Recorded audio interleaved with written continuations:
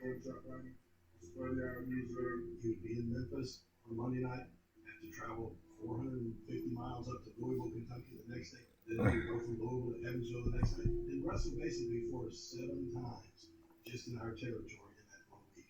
And then he would hit the road, to the next territory. He may be in Florida the following week. Think of all the times he went to Japan. And international travel back in the early days of his career was not as sleek as it is today. It had to be an uncomfortable life. There was no level of comfort for Andre who was on the road. The disadvantage is sometimes checking the hotel and motel every day, picking up me, my identity guy, my now status so small.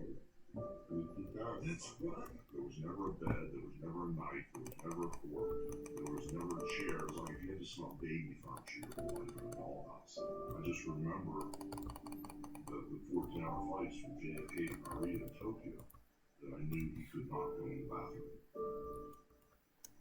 Those laboratories or whatever are too small, he couldn't fit in there, so they have to draw the curtain and he would relieve himself into a bucket and then they bring it in and dump it into the toilet. But this is the type of thing he had to endure every day.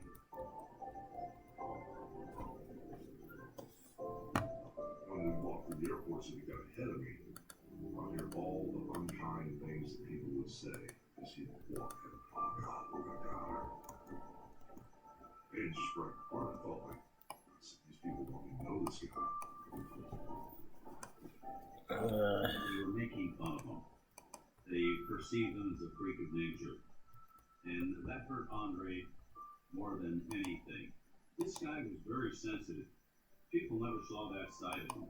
But he told me, he says, boss, sometimes they laugh at me, they point at me, it hurts my feelings. He would cry. Never think a guy like that would cry, but he would cry. He's recognizable as any sports star at the time. This is before the heyday of the NBA or, of the NFL. You compare him to Ali, you compare him to Michael Jordan later on. Muhammad Ali could put on a trench coat. But he would cry. He's recognizable as any sports star at the time. This is before the heyday of the NBA or, of the NFL. You compare him to Ali, you compare him to Michael Jordan later on. Muhammad Ali could put on a trench coat and a ball cap. Andre the Giant couldn't hide in the backseat of the car. Andre couldn't go anywhere. Really, when I think about it, we're going to go in New York City right now, it's not a dream. Well, a lot of people love you. People would not leave home. You're always going to be bothered. People are always going to be pulling on your sleeve, touching your hand, wanting to take a picture. He was conscious of not being able to kind of hide. He mentioned to me once that he'd be so grateful that he could have one day a week in which I could just walk around and I'd be the size of a normal man. We could go to a movie, I could get into a cab, I could have my own car, a normal car. And on more than one occasion, he said, I wish I could be you just for a weekend. The only place he was really, really comfortable was when we got home to the ranch. The ranch.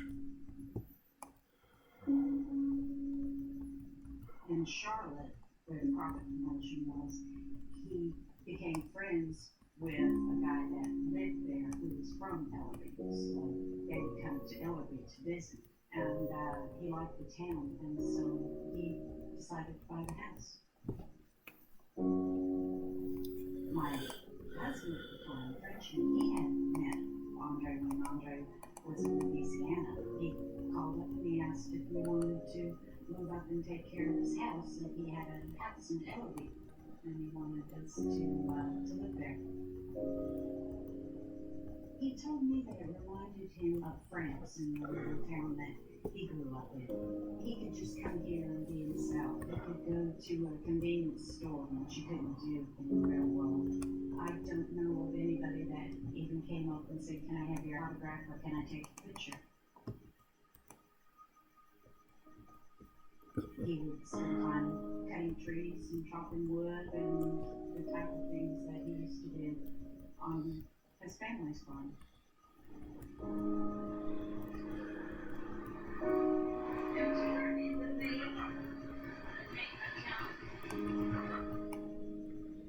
We were like a surrogate family. He didn't know if he'd ever find somebody that could put up with the travel that he does. Before we even moved into the house, he told me that he had a daughter, and that she lived on the West Coast. I knew from day one who my dad was. So yeah, I totally noticed that he was not around. I knew what he was doing. I knew he was on the road whistling. Whenever they came to town, my mom would take me. He would come out after doing his thing in the ring, and we'd spend time together and sit on his lap. My parents didn't really stay in communication with each other. Jackie. Hello. Hello, Jackie. Mm-hmm. Jackie. Jackie. Yes. Jackie.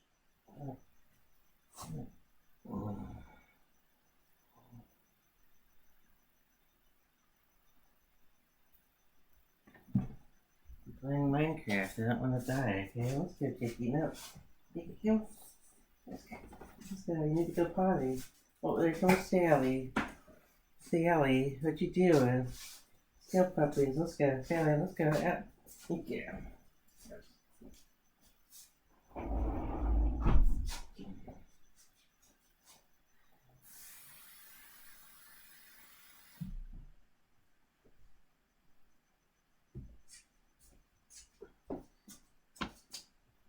As always, 5 o'clock. Mom didn't want me raised around wrestling, and from what I understand, my dad didn't really want that either. I think he was a good man. It's a grueling industry. I totally get that. I fully understand that he couldn't be the father he probably wanted to be. I do forgive him for not being there when I wish he would have been, but at the same time, that work comes back. He wanted to be part of her life, but it just didn't work out. Be the father he probably wanted to be. I do forgive him for not being there when I wish he would have been, but at the same time, that work comes back. He wanted to be part of her life, but it just didn't work out that way. And it hurt him. A lot of things hurt him, just like they hurt you or me. Andre Russo, known to his public as Andre the Giant. He's well over 7 feet tall, weighs almost 500 pounds, and has made a tidy living on the pro wrestling circuit. As a child in France, his body produced too much hormone naturally, which not only made him taller, but enlarged all of his organs, distorted his features. It is a condition called acromegaly, and its signs are unmistakable. The condition can be corrected if diagnosed at an early age. I use what God gave me. I'm not supernatural. I just myself. So what God gave me, I use it to my benefit. He knew that he wouldn't live to be 100. And he knew, so he didn't care. He says, when I get to the bump in the road, I'll fall, and that's it. His philosophy was that, the Lord made him the way that he is, and that's how he was going to live his life. He never went to the doctor until he broke his ankle. He came into my office, and he's an injury on the ankle. I never heard of him. It was new to me, and my first impression was, this is about the biggest guy I've ever seen. And as he came to the door, the room temporarily darkened. It was surprising he was walking. There was a sore fracture, and the people thought he wasn't walking. They arranged to get him to the hospital, fix the ankle. He had the features of gigantism, the technical term is acromegaly. Some features of his appearance, his forehead, his nose was large, his jaw was large, his ankle bones were as large as an average man's knee bones, for instance. So I suspected this was pituitary tumor acromegaly. In Andre's condition at the time, feasible curable. That was my impression from the endocrinologist, treatable to a degree, not reversible, maybe arrestable. He decided that he didn't want treatment at that time because he thought it would interfere with his career as a wrestler. Andre initially didn't realize that he had acromegaly. When he was informed, the commissioned doctors of Madison Square Garden told me he's going to be lucky to live to be 40. He refused all the medical help. He refused a lot of medical help during the course of his lifetime. There used to be a 10-pound cast on this size 22 foot. An ankle injury is never a small deal, but career-wise, the injury was a really big deal for Andre too, because while he was recovering and getting back to action, the pro wrestling world was going through a sort of seismic shift. The Hulk Hogan era was starting in earnest under the watchful eye of Vince McMahon. So in the early 80s, Vince buys out his dad and embarks upon this program of national conquest of professional wrestling. He realized that with the rise of cable television, he could turn the WWF from a northeastern wrestling promotion into the first national promotion. Vince took over in 82, and he decided he was going to go national. He had his local television be taken to Allentown in Hamburg, Pennsylvania, and then Vince would send that tape all over North America. Everybody, Vince McMahon here at ringside, welcome you to another great championship card of Fight Show Wrestling. I knew exactly what I wanted to do. I wanted to compete with everybody. And all the regional guys and little territories, some of them even did television in the studio and had a painting of an audience in the background. They're carrying up about $175 from the club offer. The match that you probably never thought you would see on television. A match that is built in any arena anywhere in the world. As two champions battle for supremacy. The audience had never seen our show before, and it was vastly better than anyone else's because we put production value on it.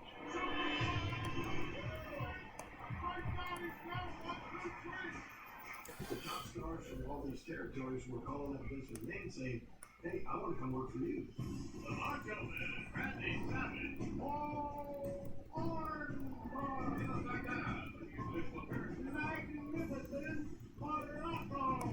There was talk at this time about cable television becoming a reality. What would happen if suddenly there was a TV station that would be seen all over the country? How would that affect wrestling? Remember when TV was its own little world? Now with cable TV, the world has gotten a whole lot. Cable TV. Cable all of a sudden gave you national distribution of your wrestling product. That's when those territories went down the tube. These networks were looking for programming. They bombarded USA. They were on all the time. Hello everyone, this is Vince McMahon in the studios of the USA Cable Network. Welcome to the Superstars of Wrestling. This is Vince McMahon at ringside. Welcome to All American Wrestling. Hello everyone, welcome to Tuesday Night Fight. Before, your only outlets for self-promotion were the pamphlets advertising the wrestling matches or the magazines that would sometimes be national. Now you're on cable TV once a week. Your face on every television in the country. You can't have any better self-promotion than that. Combination of cable penetration and syndication really brought Vince and the WWE to the forefront. And all of a sudden, you had a universe. He gets Bobby Heenan, Jesse the Body Ventura from the AWA. He gets the Junkyard Dog and King Kong Bundy from Mid-South. He goes to the Crockett territory and gets Ricky the Dragon Steamboat, Greg the Hammer Valentine, and Rowdy Roddy Piper. One of the most integral figures to the WWF becoming the cultural force that it was, is Hulk Hogan. Hey man, I found a man out of my backyard. Venice Beach, California. I seen this man over there pumping 615 pounds, 620 pounds. You look at Hulk Hogan, you see everything that Vince McMahon wants a pro wrestler to be. He's big, he's tan, he's got the long blonde hair. He was an action figure come to life in the wrestling ring. And he was young and vital in a way the wrestlers that were famous under Vince Sr. weren't necessarily. The Hawk is supported by two-like legs that can leg press over 1,900 pounds. My real name's Terry Gene Blair, but when I first got into the wrestling business, they gave me a name, Sterling Gold.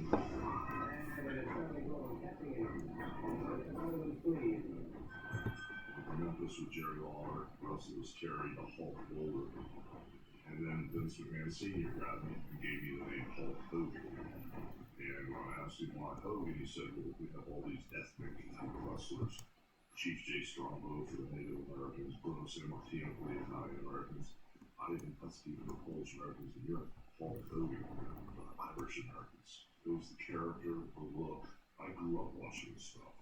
And so I would take a little bit from Dusty Rhodes, a little bit of Superstar Billy Graham. Compliments very thin. I'm gonna put my fist. You know what a fist sandwich is? Salt, pepper, tomatoes, lettuce, ketchup. Billy Graham one time said, I can pull the bump off Cadillac Jack. But to me, it turned into, I can pull a bump off Cadillac Jack. I said, I want this to be something you never forget.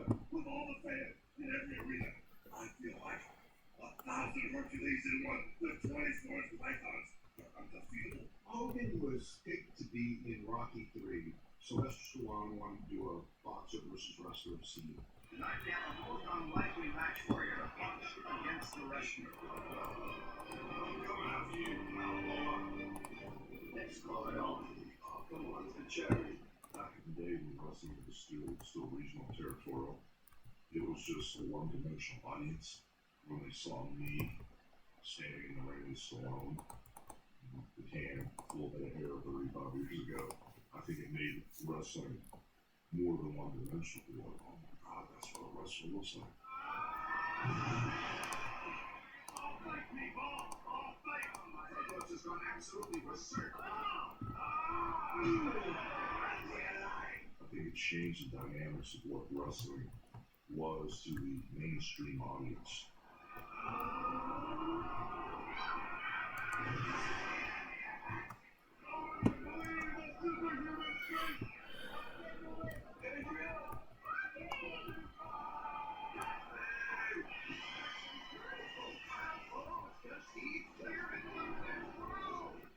And the movie hit, that whole movie took off like crazy. And I think Vince McMahon saw it. That's why he talked about coming back and do this global takeover that we did. Hogan was the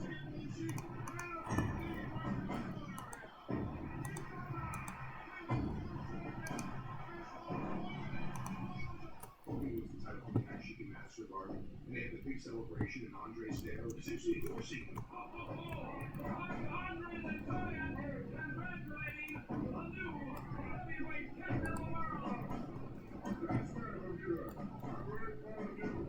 Pouring the champagne on him and everything like that to make sure that everyone knew that Hogan is the golden boy. The next thing you see are Hulk Hogan action figures, Hulk Hogan music videos, Hulk Hogan everything. He was a marketable commodity.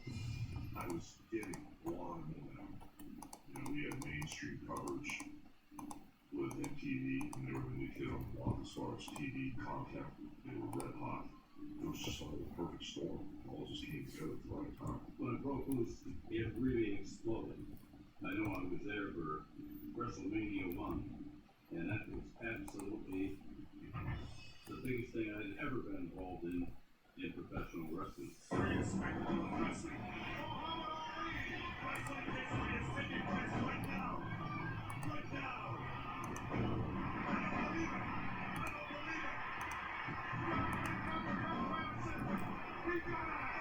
That period from 84 through the first WrestleMania was a real breakthrough.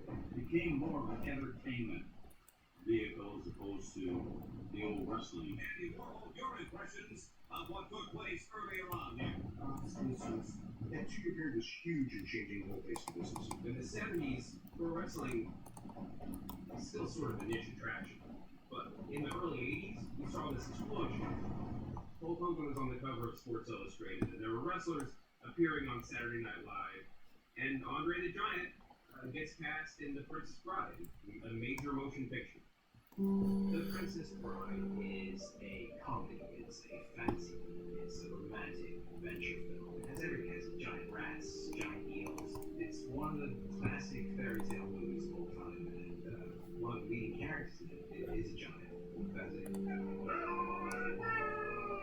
Bill Goldman wrote the screenplay and the book, described himself as a lunatic fan, and really wrote the part for him. So when Brian came on board as a director, Goldman said to me, there's something wrong about it. We auditioned for the part, and I didn't understand a single word he said. I didn't understand anything. That's what we have to wait. We find out the record. The actors stay out. But he was perfect for the part. He's a giant. There's nothing about it. What's the lines? And there will be no one to hear you scream. The size of his hands were startling. And I remember being freezing cold. We were out in the woods. He came over to me and just put his hand on my head. And his hand came down to here. All the way around. Keep my head warm.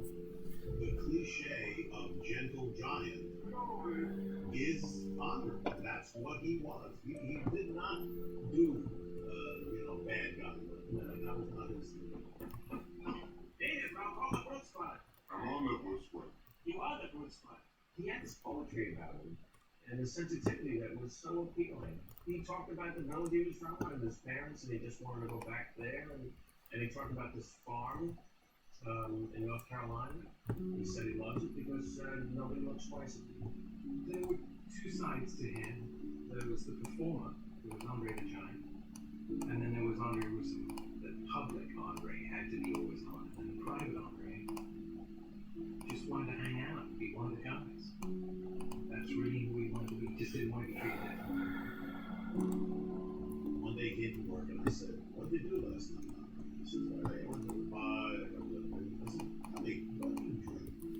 On an average, what do you drink? I had 6 bottles of wine, 3 bottles of cognac. I said, "You must have been drunk." He said, "No, I didn't get drunk. You see, no drunk." So now at 9 in the morning, the nouveau Beaujolais comes out. And Andre, I'm exaggerating, he starts drinking. And by the end of the day, I'm not exaggerating, he had drank 20 bottles of nouveau Beaujolais. Andre couldn't fit on our horse, he was too heavy. We had guide wires from the ceilings being lowered, a 500-pound drunken giant. And he goes, "Hello, boss, hello," like this. And I thought, it's an interesting job I have here. There is a head. Yeah, show me that. No more lines now, I can't. Where do you want to be at? It's difficult where I go. They don't do anything for big people. They do everything for blind people, crippled people. So all the people are not for big people. So we have to fit in there. And it's not too easy all the time. People think, that's the first question comes, hey, you were drinking with Andre, it wasn't fun to drink with Andre, because they think of him as this legendary drinker, and they think it's funny, but in fact, he drank because he was in pain. When I asked him one day, he explained to me that his spine and his neck and his knees gave him a lot of trouble. He wasn't that well. Yeah, of course it is. Yeah, this is that. Yeah, and I always thought that the hard part would be his performance, but the wrestling was the hardest thing for him. That early fight he couldn't do against the Rock, and he couldn't catch Rock. He couldn't catch Rock. There's a scene where I'm supposed to fall from the castle, and he catches me.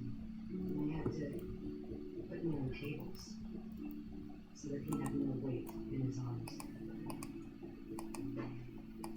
He had this wonderful sense of humor about himself, but he had sadness too. The reality of who he was getting more intense. He knew he wasn't going to live. Andre knew that he wasn't long for the world. He was hurting, he was really, really hurting, and wanted to visit me. And Andre told me, I'm done, boss. When he said done, he meant not just boss. Yeah, he must have been on a lot more than I realized. He told me about this neck and his back and things of that nature, and what it would take to have it fixed, but he was mighty respectable. And then when I spoke to him about, well, here's why he killed him, because there's a building in Pontiac, Michigan. Holds 93,000 people. And I think that if we could set up the promotion correctly, and I think it would sell out. What would everyone really want to see? Is me and Andre come back, we could stop Andre. If he had a temper or was a bad guy, who's going to stop him? Well, there's only one person who might be able to.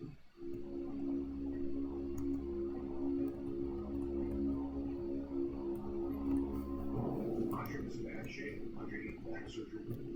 Instead, tell Andre, get the operation, prolong your career, come back to wrestle. Andre don't have a reason, not a reason to die. And he knew that, well, I don't have a whole lease of life if I get this operation. The allure of Hogan pulled Andre through. Hogan, in a lot of ways, was a sort of territorial hero, but now territory is the entire country. They bring in villains from the face, and at some point, you gotta come up with something bigger and better. Andre the Giant, as a villain, was bigger and better than everything that had come before. I wasn't sure how this movie would go down. I didn't have a problem with doing a job on it. It made me just as big in my mind. I wanted to be him. He was the guy. On the surface, this is earth-shattering. Andre and Hogan are going to have a match after being buddies for so long, and they've never fought before. In reality, of course, they have fought before. They only wrestled all over the country. They wrestled Florida, they wrestled Georgia, they wrestled Alabama, they wrestled Northeast. And they would often be attacked. You know, it was a great attraction. Andre the Giant Hulk Hogan tag team against whoever the villains were at the time. I can't think of a better partner, a better person than to stand toe to toe and fight me all the way with the big boss, Andre the Giant. For the purposes of WrestleMania 3, none of that ever happened. That was the hard and fast rule. Anything that happened before WrestleMania 3, forget about it. The majority of the fans that are new cable fans have not seen these two guys wrestle before. Now I'm sure that Hulk and Andre had wrestled sometimes in the New York area, but the world had not seen these guys go against each other. What's going on here? Hold on, man. What are you doing with him? Hogan and Andre are both on Tiger's pit, and Andre comes out with Bobby the Brain Heenan. You're the reason I got into professional wrestling. You're like a role model. You can't be here with him, man. Aligning yourself with Bobby the Brain Heenan is the most evil thing a professional wrestler can do, except maybe like slapping an old lady. He's tired of you and what you stand for. It's the first time any wrestling fans have seen Andre turn heel. He had worked heel in Japan, but again, it didn't happen on American TV. It doesn't count in the WWF. You're so jealous of this man, you can't stand it. This is the man for 15 years that is undefeated. But did you ever watch the little man? You're wrong. You're wrong. You're wrong. The company told the story so perfectly. This was, Heenan England.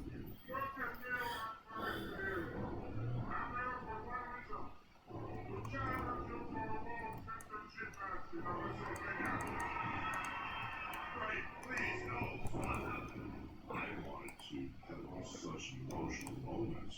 I knew Andre ripped the shirt and shed a tear. That was sealed the deal. Andre, please! You can't believe it? Maybe you'll believe this shit!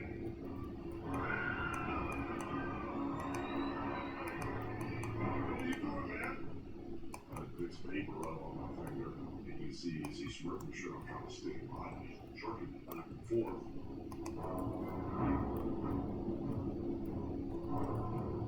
I really didn't need it. It was just so upsetting that I was in the moment anyway. What is he doing? The green. He's supposed to be talking about right now. We won a clear-cut good and bad guy. Andre became bitter, jealous, and evil. The significance means they said, you know what? We want the whole program to beat this big, nasty giant down. Now, live inside.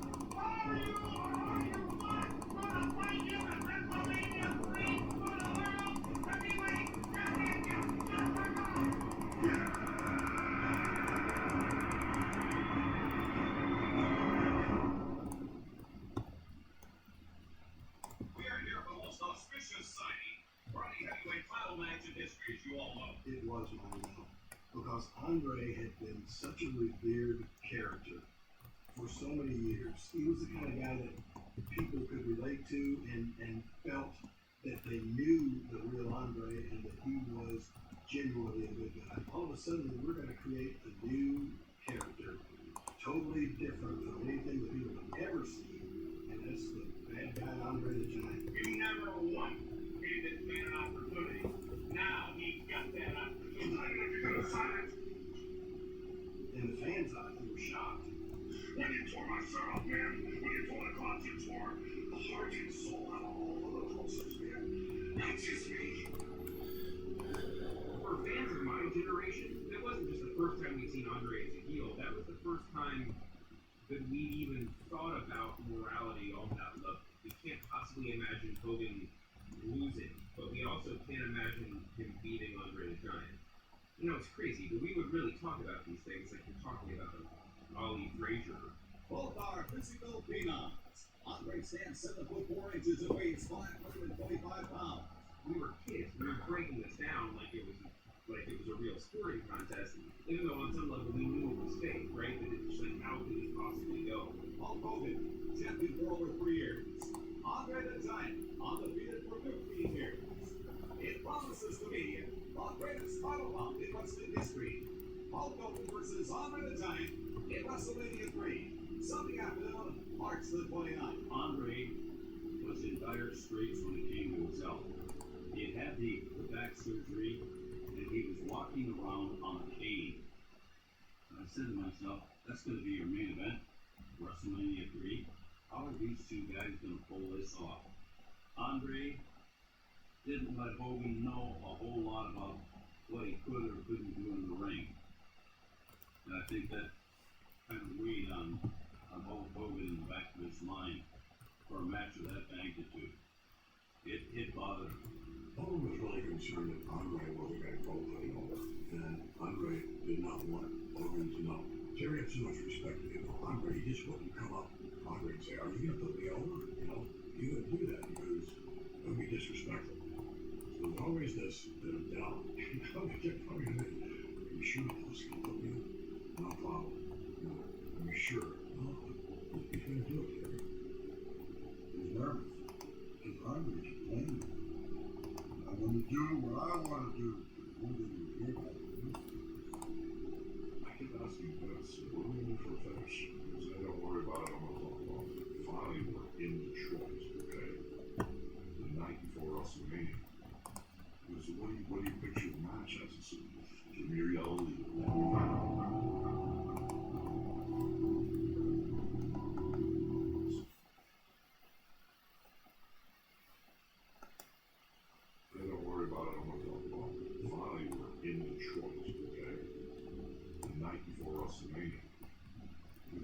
What do you picture the match as? It's Jameer Yelly.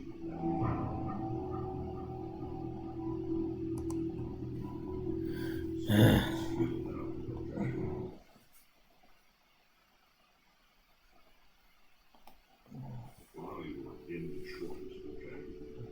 The night before WrestleMania.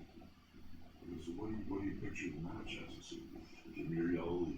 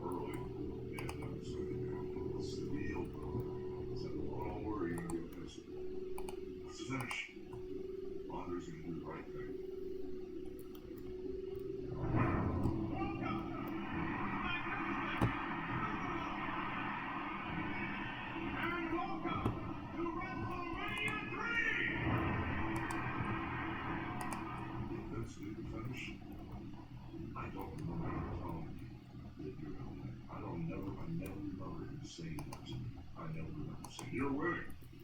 When he got to the building that day, Andre, typical Andre, went in, the bottle of wine on the table, started playing cards. Everyone's running around nervous wrecks. I mean, this was the biggest show of all time. Usually I would sit next to the dresser, but that day he walked in the dresser and there was nobody behind the side. And after sitting there, I said, Andre, what do you want to do out there? Oh Lord. So we had to work. Andre just kept playing cards. Wasn't sweating a thing. Oh, came over a couple of times, said, we good, boss? He goes, I don't know.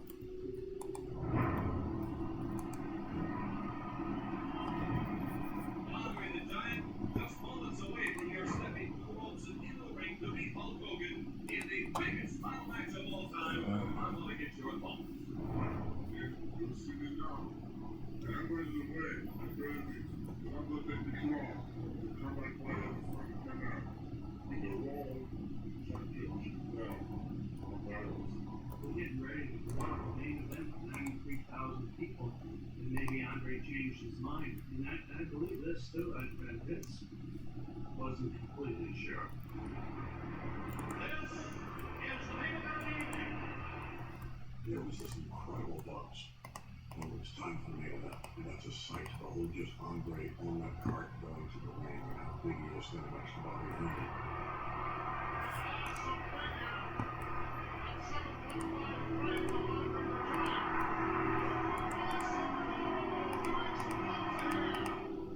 It was just so loud in there. My jaw was watering like I smelled food or something. It was so loud, so loud. It was just pure trouble. You got 93,173 kids standing on that ring with you. The irresistible force leading the immortal Jack. We started the match, and out of nowhere, he throws that first punch. Whoa, I block it. I throw one, I throw two, and I go up and throw slamming with 4 pounds. Exactly like I wrote it down.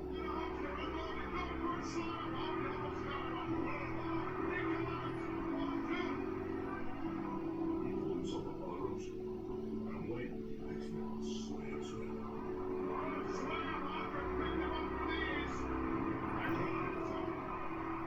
And you sit on and walk over me on his foot. Exactly what was written down. The whole match was built around Andre's limitations, and Hulk Hogan working around on them. Andre couldn't move. His back was really bad. He probably should not have been in the ring. It was a very basic match. One of the key spots in the match, actually, one of the most memorable spots, was just like 4 minutes. Andre grabbed him a bear. Usually you grab the jump up and people would be over the air and ragdoll him.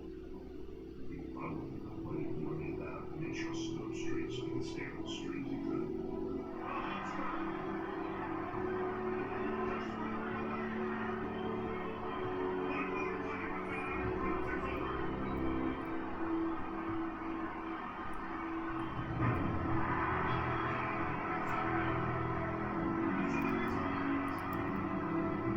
Andre knew what to do. Andre could do the basic things that he had to do. That didn't tax his personality. But they were so popular. It didn't matter what they did. There was like no way this match could have worked short of Andre getting hurt and then being able to do.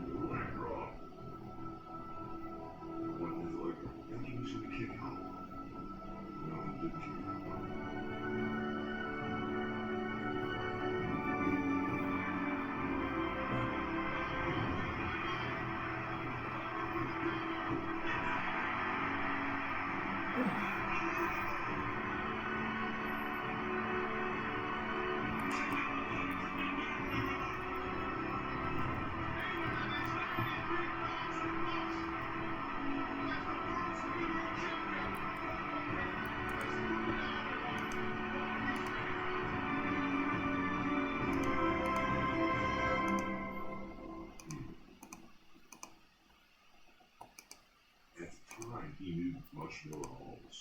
He knew that that's what had to be done to get me to where I needed to be to help Vince move this business forward. That's 525 pounds of living flesh that he picked up and slammed. There go the losers. Look at Bobby the Brain here. Andre still extremely upset. And that man right there is one of the hottest. You think it was the hottest thing on the night. For the narrative of wrestling, you want that old star to pass the torch to the new star. And that was, you know, the moment that it happened. In the history of wrestling, it was huge. If Hogan talks about his legacy of it, that's the first thing he talks about. So Hogan beating Andre was symbolic of Vince McMahon putting the ghosts of the territorial era to bed. This is Hulk Hogan defeating the biggest star in professional wrestling history until Hulk Hogan. Andre's career started going downhill pretty much immediately after WrestleMania 3. They kept him feuding with Hulk Hogan, but I don't think he ever wanted to be a heel. He lived right into every town with people cheering him on.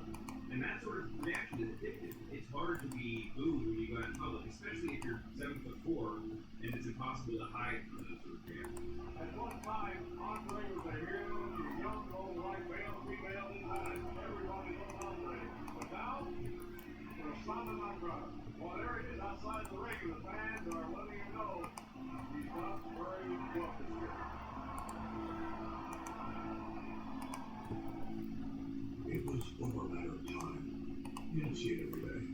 But a lot of times once you see Andre failing. First, he starts working a very limited ring style. Now he can barely walk around the ring. I mean, you see him in some fights where he's constantly has one hand on the ropes, you know, or he has his hand on his opponent to get. He needs something to steady himself. Andre the Giant will play his eyes. Then he starts working predominantly tag team matches where he can just stand there and look imposing. I spent every day with him, and I could see it going this way. He was in a lot of pain. So I worked on him in the rearview mirror. You could see it on his face, the pain he was in. I'd say, boss, you're right, the Morgan boss. It was so easy, even though he was suffering. Andre's body was breaking down, he could not perform. So we could slow things down for Andre, you know, in the latter years or whatever. Eventually it does catch up with you, and your career's over. And it's difficult for someone to accept that. Andre got knocked out of the game. It was very hard on him. You gotta remember, this was his life. Now all of a sudden, when you're not in action, you're introduced as a guest. Andre didn't like that. He kind of disappeared off the scene, and was spending his time more down in North Carolina, kind of on the shelf. As his physical health started to deteriorate, his knees and his back were succumbing to the weight of his body. And he wasn't laughing and joking as much. I still think he had that instinct, you know, the part that I love this business. I think he wanted to be out there with fans. He just loved this business and he lived for it. I'm going to live for a long, long, long time. And so was, you know, and so a lot of the guys, you know, Andre was our leader. When his career was over, he had no value to himself. No longer am I going to be around the boys and social life in particular. I was stuck here in North Carolina. And I was responsible for the fact that business was good and everybody else was going online. Andre more or less wanted to blame me, you know, and resented me for that because he knew the business was going on behind him. Andre resented that a little bit too. His time was up, you know, and yet I was going to continue on. And sometimes it could even be a situation whereby, well, you used me. No longer, no Andre's presence, no longer was it this loving and warm admiration that we had for each other. Wasn't there. In December of 1992, Andre's health was getting worse. He really was in bad shape. was still growing.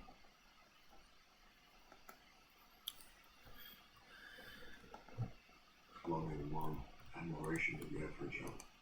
Was it there? In December of 1992, Andre's health was getting worse. Really was in bad shape. He was still growing, but the organs, and especially the heart, weren't.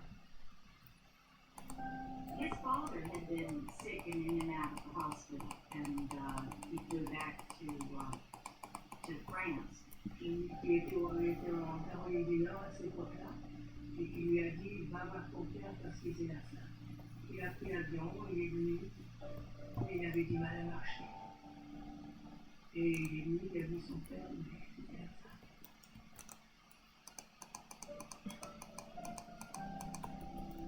Et quelques jours après que mon frère arrivé, mon père est décédé.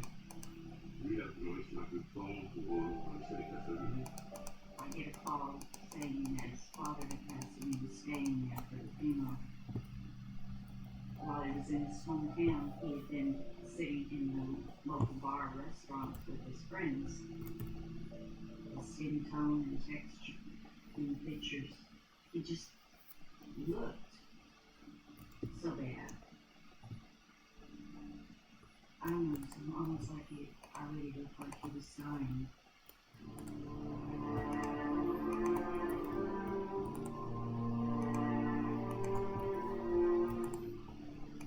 Il est resté à Paris, et après, il est venu à la journée un jour pour déjeuner.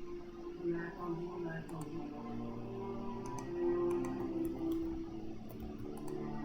Il est arrivé comme d'habitude, vers minuit et demi, une heure du matin, et on se couchait.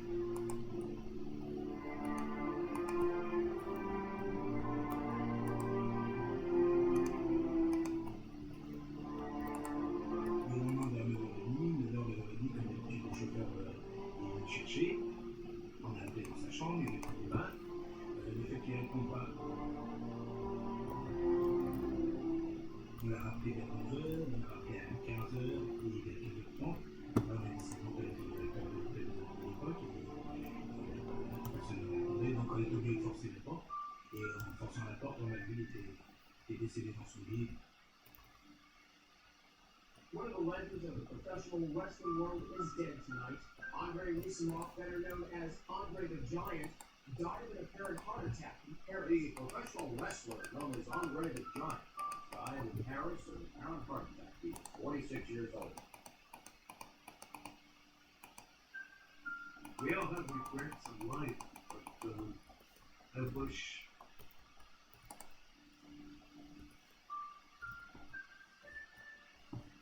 No crying in wrestling.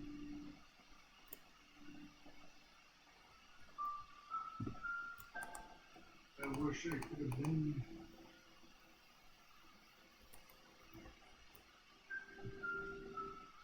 what died all alone in the hotel.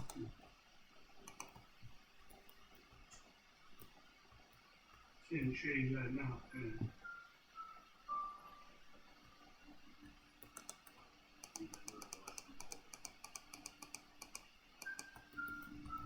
Not specifically. No. I have a facility to get rid of negatives very quickly.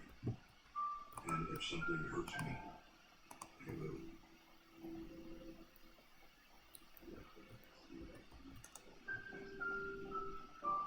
One. Oh, God.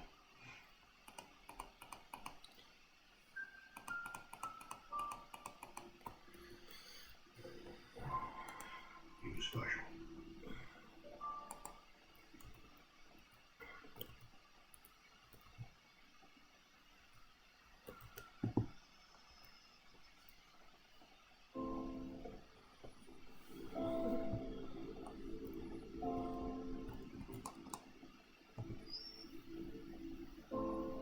C'est la chose de mon frère. D'ailleurs, qu'il a fait sur mesure par un menuisier, exprès pour lui. Sur une chaise normale, on fait pas trop bien. De manière rapide, on est toujours. On doit se faire, c'est rentrer. C'est mon père. On y pense souvent, mais il aurait dû être là avec nous encore.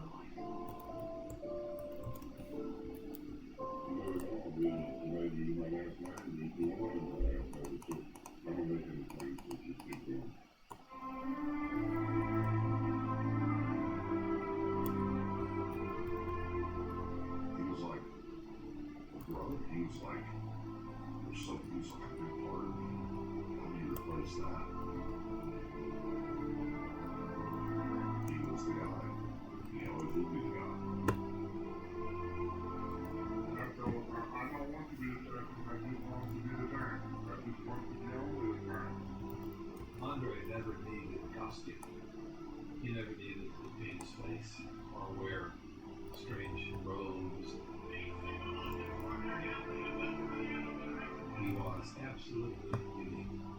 He was a figure of the imagination.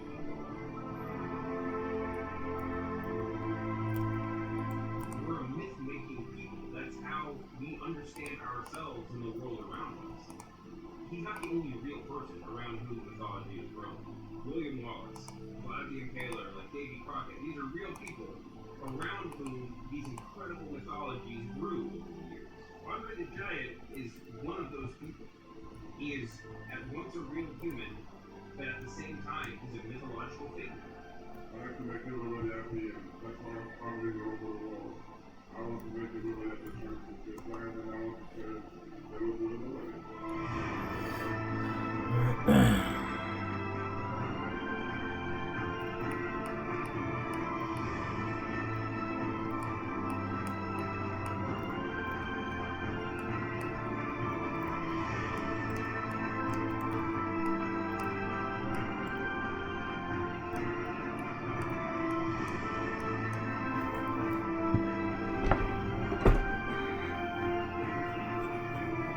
God, I had chocolate. Yes.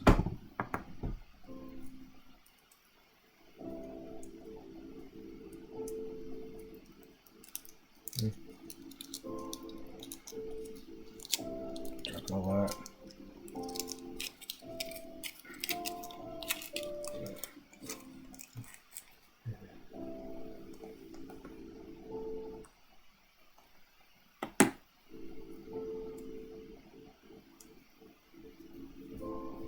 Injury.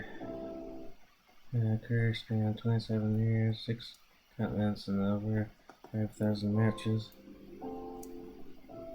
Following his January 27th death, his ashes were scattered in North Carolina. With his estate to his sole beneficiary, his daughter Robin.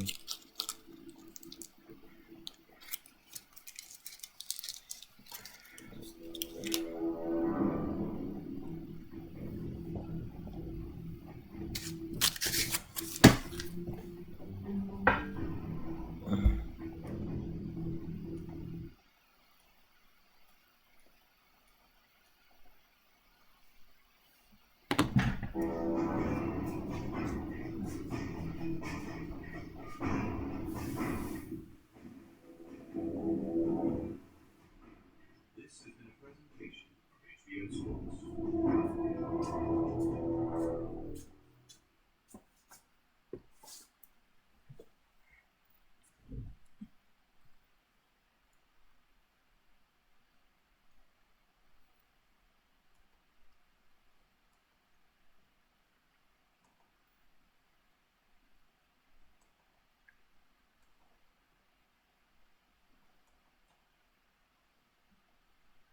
Old number, I still need to watch that.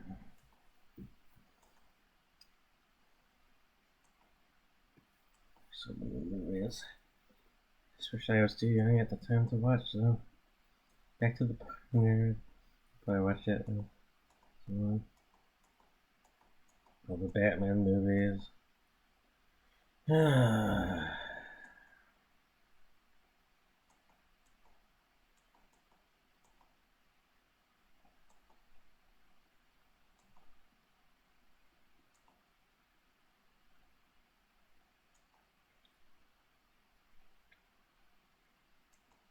I can't wait until the next Blade movie, the remakes or whatever. It's exciting.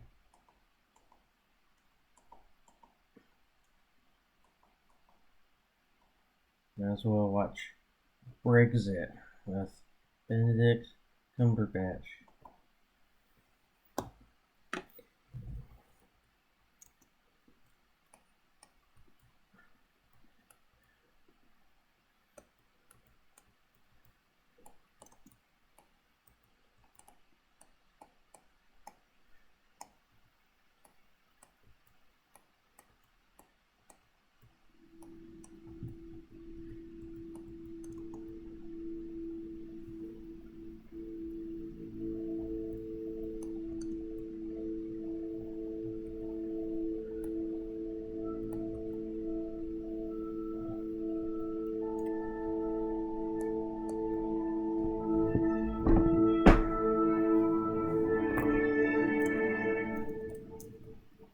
Couldn't make some noise.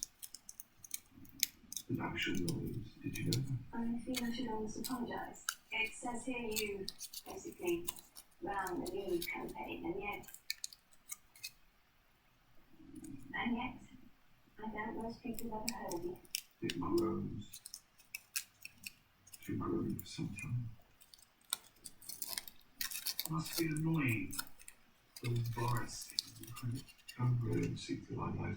Be home. Very few people can hear it. Never stop me. Mr. Cummings, this inquiry was established by the Information Commissioner's Office following revelations concerning the European referendum 4 years ago in 2016. Its primary purpose is to investigate the use of our personal data in political campaigns and the way in which it is rapidly altering democratic processes. Million important questions to be asked of our nation, our species, our planet. And no one's asking the right ones. I mean, we're an education think tank primarily, and well, we were once special advisors to the education secretary, so the reputation precedes it, although we'll try not to believe everything we hear. What I hear is noise. Do you have any thoughts? Yeah, it's fucked. All fucked. What are your thoughts on providing strategy for our many clients? Be polite, engaged. Don't tell them what you're really thinking. So, what do you think? I think. Just breathe. I think of Mary. Breathe. I think. John, what do you think? Breathe. I think. Oh shit. Stupid. You should advise your businesses that as a global society, we are entering a series of profound economic, cultural, and social and political transitions that make a world see educated people the most. Massive increase in resource requirements. We need an addition education. Rising tide of religious extremism. Synthesis of the generational inequalities in the West on an historic level. Learning irrationality and dynasty and intuition. I would tell them that for the past years, decades even, this film has failed to prepare anyone for any of it.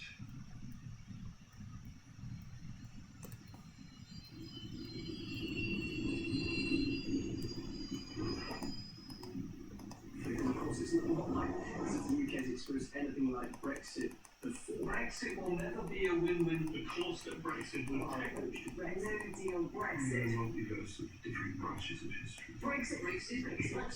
My question is, do you consider your campaign to be active within accordance with British law? And in a different branch of history, I was never here. Some of you wrote it differently and this never happened. But I was. And it did. Everyone knows who won. But not everyone knows how.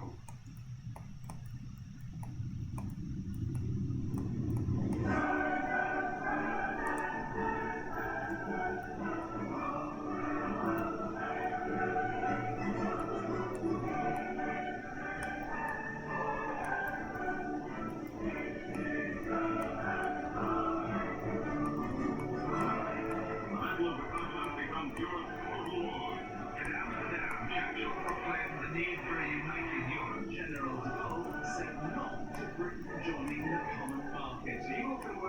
restriction in any other 6 countries. What you can afford is the price of food. Our entry into the EEC will make Europe the most powerful trading bloc in the world. We have outlined the opportunity, the chance of new Britain. Now, we must take it. A splendid and decisive yes for Britain in Europe. I don't really see what that is going to do us. We are asking for our own money back. We have not rolled back the frontiers of the state, only to see them reimposed in the European. I'm set within an hour, so stop here. Suspend the membership fee